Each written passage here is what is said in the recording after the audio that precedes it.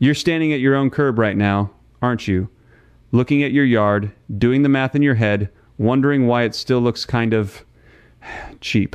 Even after everything you've spent, here's the truth nobody in my trade wants to say out loud.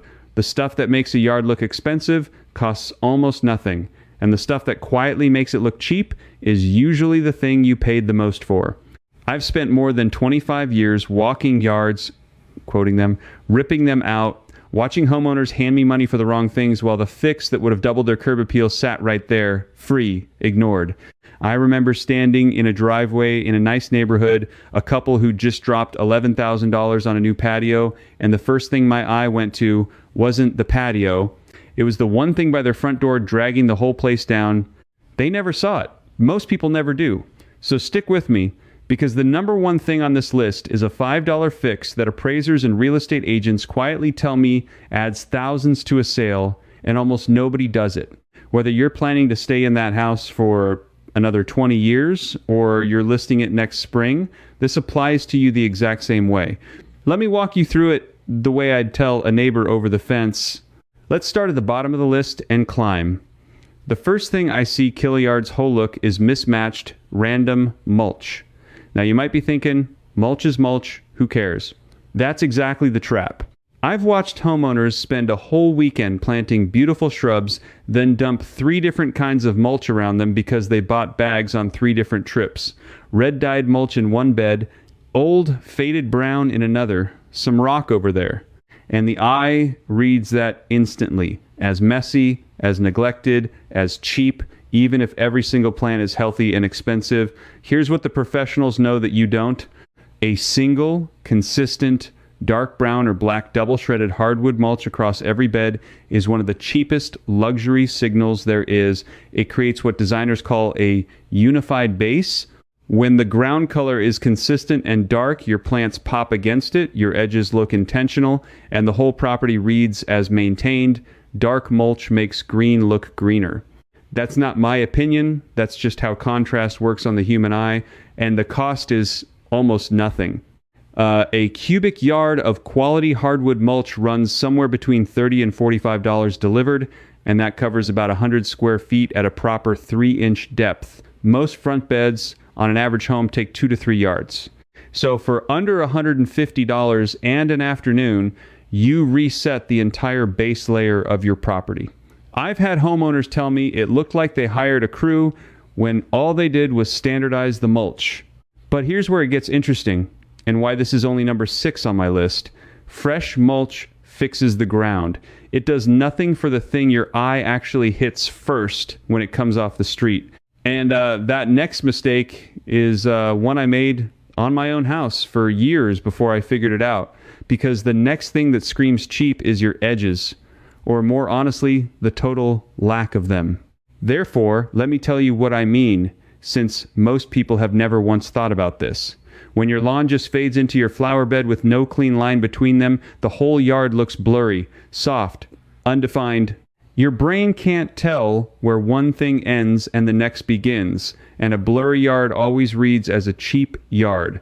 Now, the box stores would love to sell you plastic edging, those black rolls you stake into the ground. Please don't. I've pulled up more heaved, cracked, sun-faded plastic edging than I can count. It pops up out of the soil after one winter. It curls. It looks worse than no edging at all within a single season.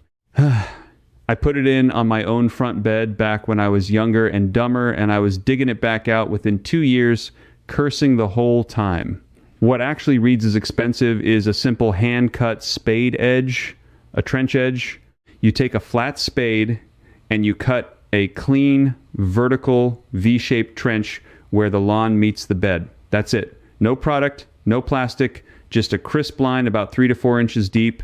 That shadow line the trench creates is what your eye locks onto. It says somebody cares about this place. Landscape crews charge real money to install steel or aluminum edging, and steel does look fantastic, but a hand-cut edge costs you nothing but sweat and gives you 80% of the same high-end look. The University of Extension research on curb appeal consistently points to the same thing. Definition and contrast matter more to a viewer's perception than the individual plants themselves. A messy yard full of expensive plants looks worse than a simple yard with crisp edges and clean lines. Order reads as wealth, chaos reads as cheap every single time. And when you combine that fresh, dark mulch with a hand-cut edge, you've built a frame around your beds. But a frame is worthless if what's inside it is the mistake I see more than any other. Therefore, let's move up the list, because this next one is where people waste the most money for the worst result. The next thing that quietly tanks your yard is what I call the spotty, one-of-everything flower bed. You know exactly what I mean the second you picture it. One red plant here, one yellow one there, a purple thing, a single lonely shrub. All of it different, all of it spaced out, all of it bought one at a time because it looked pretty in the pot at the garden center. I've done this, you've probably done this. It feels like variety. It feels like you're building something rich and full. It reads as a mess. Every time, here's the insider secret that changed how I plant everything. The expensive looking yards, the ones in the magazines, the ones that make you slow your car down, they don't use more variety, they use less. They plant in what we call mass. Groups of the same plant, odd numbers, 3, 5, 7 of the identical thing clustered together. When you see 9 of the same ornamental grass in a sweep, your brain reads abundance. It reads intention, it reads money. When you see 1 of 9 different things, your brain reads clutter and confusion. And the beautiful part, the part that should make you a little angry, is that massing is cheaper. When you buy 9 of the same perennial, you're often buying the smaller, younger, cheaper pots because they're going to fill in together anyway. Nurseries will cut you a deal on a flat of the same plant. Meanwhile, buying 9 different specimen plants, each one a bigger showpiece pot, costs you 2 or 3 times as much and looks worse. You are literally paying more to make your yard look cheaper. That's the part that gets me. Let me give you a real number on this. A single gallon perennial runs $8 to $12. Buy 7 of the same one and plant them in a drift. You've spent under $100 and created something that looks like a designer, laid it out. Buy 7 different specimen plants and you might spend $300 for something that looks like a garden center threw up in your front bed. Same money, problem, opposite result. But even a perfectly massed, perfectly mulched, perfectly edged bed has a weakness. And it's a weakness that shows up worst at exactly the wrong moment, when a buyer pulls up or when you come home at the end of a long day and the sun's already down. That brings me to the next one, and this is where the real money starts hiding. And that brings me to something I want to share with you before we go any further, because what I'm about to tell you goes deeper than any single tip I can give you in a video. Everything I've covered in 25 years of walking yards, quoting them and fixing them, the frameworks, the plant strategies, the exact sequences I use to transform a property without overspending, I put it all into a digital guide called The Yard System, and it's available right now through the link in the description over at curbappealinsider.com. It's $97. It covers everything from first look to yard elevated, and it is the resource I wish somebody had handed me when I was starting out. If you want the full blueprint instead of one tip at a time, that's where to get it. Now let's keep climbing this list, because the next mistake is one that quietly costs people more money than almost anything else out there. The next thing separating a cheap-looking yard from an expensive one is lighting, or the total absence of it. Now stay with me, because I know the second I say landscape lighting, half of you picture a huge, expensive electrical project and you start to check out. That's the assumption that costs you. Let me pull you right back in, because this is exactly the kind of fix that works whether you're staying or selling, and it costs less than a nice dinner out. Here's what I've watched for years. A house can look like $1 million at 2 in the afternoon and look abandoned at 8 at night, and people buy houses and people come home to houses in the evening. A yard with 0 lighting just disappears after dark. It goes flat and black and forgettable. But a yard with even a few well-placed lights? It looks like a resort. It looks staged. It looks like somebody spent money even when they barely spent anything. Now, the trade would love to install a full low-voltage lighting system for you, and those run anywhere from $2,000 to $6,000 installed. And they're gorgeous, I'll be honest, but you do not need that to get the effect. The cheap secret is this. You buy a few good quality solar spotlights, the ones with a separate adjustable light head, not the cheap little path stakes that glow dim blue and die in a month. The good ones run about $15 to $25 each now. You place 3 of them at the base of your nicest tree or aimed up at an interesting corner of your house, and you point them upward. That technique is called uplighting, and it's the single most expensive looking trick in the whole lighting playbook. When you light a tree from below, the branches catch the light, shadows climb the trunk, and suddenly you've got drama, you've got depth. Your flat yard becomes a 3-dimensional scene. $200 of solar uplights placed, mimics a lighting job that would cost you thousands. I've done it on my own place and had neighbors ask who installed my system. Nobody installed it. I stuck 3 stakes in the ground on a Saturday. And here's the resale angle, because I promised I'd talk to both of you. Real estate agents will tell you the twilight photo, the one shot at dusk with the lights glowing, gets dramatically more clicks online than the standard daytime shot. In a world where buyers scroll listings on their phones, that one warm glowing photo can be the reason somebody schedules a showing instead of swiping past. That's real money from a $200 fix, but even the best lighting only shows off what's already there. And if the biggest, most permanent, most valuable living thing on your property is in the wrong shape, no amount of lighting saves it. So now we're getting into the stuff that really moves the needle. Therefore, let me tell you about the one that people almost never think about and pros obsess over. The next thing on my list is your trees, and specifically whether they've ever been properly pruned and limbed up. This is the one that homeowners consistently underestimate, and it might be the highest return on investment of anything I'm going to tell you today. Because a mature tree is already the most valuable feature in most yards, and most people just let it grow into a shapeless blob and never touch it. Let me hit you with a number that stops people cold. Mature, healthy, well-maintained trees can add anywhere from 3% to a documented 15% to a home's value, depending on the study you read. The U.S. Forest Service and multiple university studies have put hard figures on this. One widely cited body of research found that mature trees in a well-landscaped yard can be worth thousands of dollars in added sale price, and that homes with good tree cover sell faster than homes without. That's not a decoration. That's an asset sitting in your yard. But here's the catch, and here's where the cheap fix comes in. An overgrown, never pruned tree with branches hanging to the ground in a tangled, crowded center doesn't read as an asset. It reads as a liability. It reads as work. A buyer looks at it and sees a chainsaw bill. What you want to do is called limbing up and crown thinning. You remove the lowest branches so you can see under the canopy, and you selectively thin the interior so light passes through. The transformation is stunning, and the cost is small if you do the reachable stuff yourself. When you limb up a tree, you suddenly reveal the trunk, the architecture, the sculpture of the thing. You create a sight line underneath it. Your lawn gets more light and grows better. And that tree goes from a dark, heavy mass to an elegant, framed feature. A good hand pruning saw and a pole pruner together cost under $100, and for the lower branches, that's all you need. Now, I'll be straight with you, because that's the deal we have.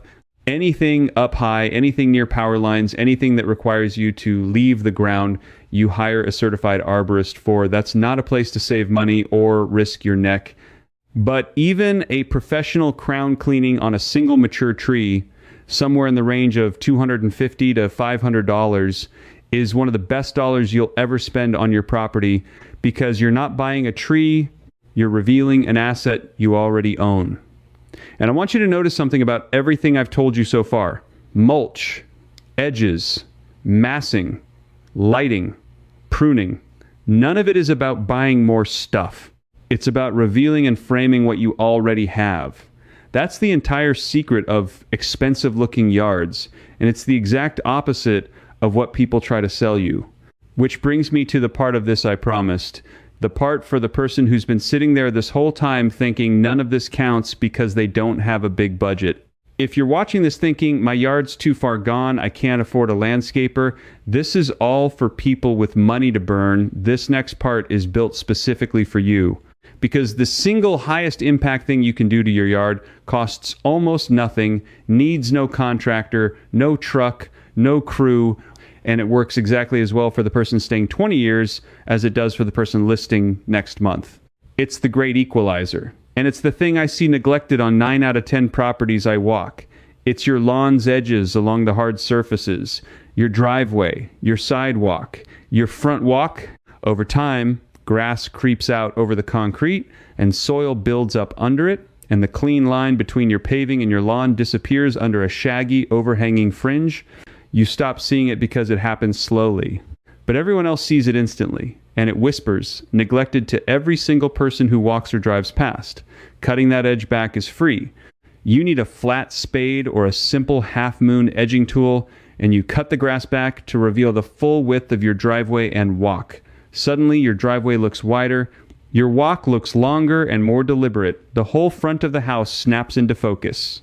I've watched this one move transform a tired property in an afternoon for the cost of nothing but your time.